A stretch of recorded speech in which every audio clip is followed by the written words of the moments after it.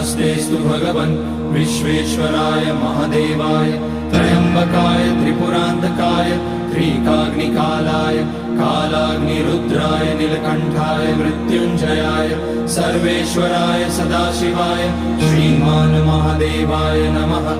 ॐ नमः शम्भवाय च मयोभवाय च नमः शङ्कराय च मयस्कराय च नमः शिवाय च शिवतराय च।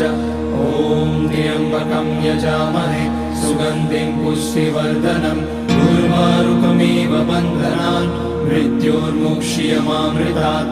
नागेन्द्रहाराय त्रिलोचनाय भस्माकराय महेश्वराय नित्याय शुद्धाय दिगम्बराय तस्मै नकाराय नमः शिवाय।